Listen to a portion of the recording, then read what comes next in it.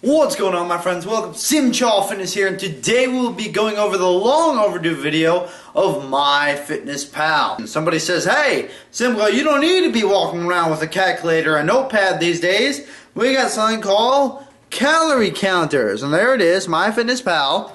Right? So I'm like, oh snap, you mean I can go ahead and log my calories onto a computer, otherwise known as my phone, and it can do all the work for me? Hey, so I looked into it, I worked with it, and I really liked the results. I really like what it brought to the table. It mapped out all the foods for me. I was able to do just everything. It was just so much better.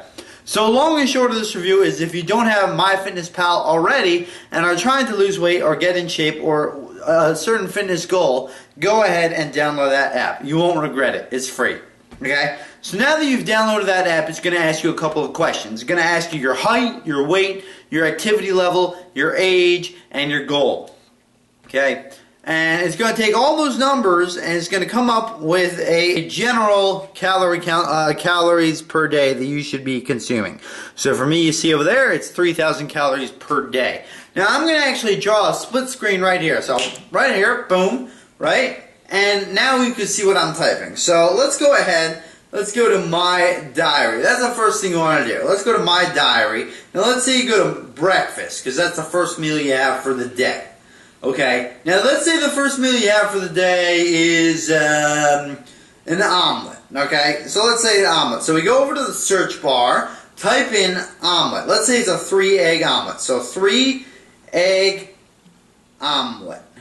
Okay, alrighty. Now, for full disclaimer, this is how I personally use MyFitnessPal. This is the way I've used it and seen results from it. Okay, so for full disclaimer, once again, this is how I personally use MyFitnessPal, okay, and how I've seen results from that. Now, we have a bunch of 3-egg omelets. We got a 3-egg vegetable omelet, we got a 3-egg omelet. We're going to go for the one that says the 3-egg omelet. So you go ahead, you click there, you click the check, and there you have it. 3-egg omelet added to your day. Now let's move on for a second. Let's pretend like we're going to lunch now. So you click the plus at the corner of the screen, go to lunch. Let's say we had a tuna sandwich, or better yet, a tuna melt. I like tuna melts. And we have a bunch of different options, right? This is what I'm trying to get to over here. We have a bunch of different options for tuna melt. I'm going to go with the average. So I'm going to click on homemade, 1 cup cooked, so the 350 calorie tuna melt, okay? And that's the one I'm going to choose. Why? Because it's the average. So once again, take the average of all of them, and you're going to go ahead and find the one in the middle. Now this may seem crazy, this may seem insane, but at the end of the day, you're going to go ahead and it's all going to balance out, because as long as you're within 100 to 200 calories of fluctuation between days, you're not going to lose or gain any weight.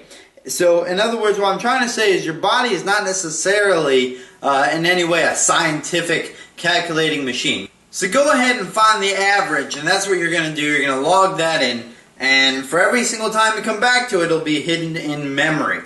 Where is it going to be hidden in memory? It's going to be hidden in memory underneath breakfast or lunch or whatever meal you put that under.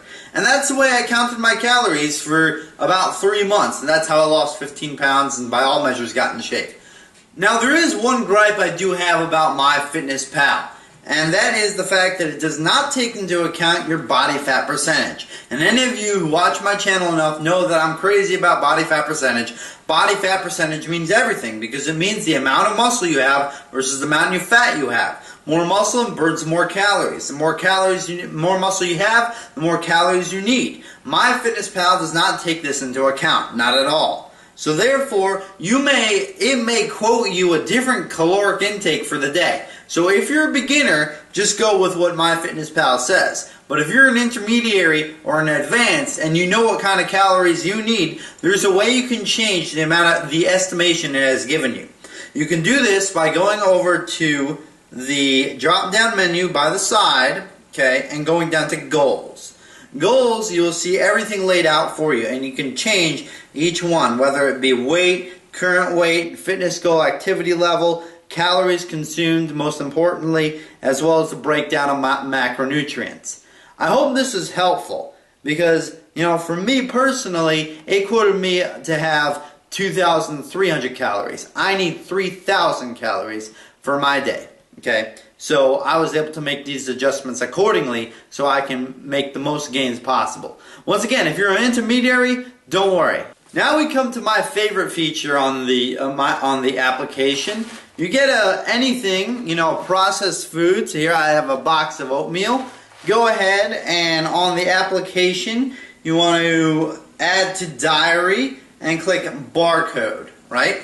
Once you do that, you hold the phone over the barcode and it's going to make a little beep, right? And then it's going to come up with all the information, nutritious information for what you just scanned.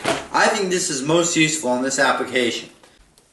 So there you have it. That's how I personally use MyFitness Pal. I think it's worked for me. I think it'll work for you. Give it a try. Tell me what you think. Comment below. Don't forget to like the video, subscribe, and I'll see you all later in the next video coming up.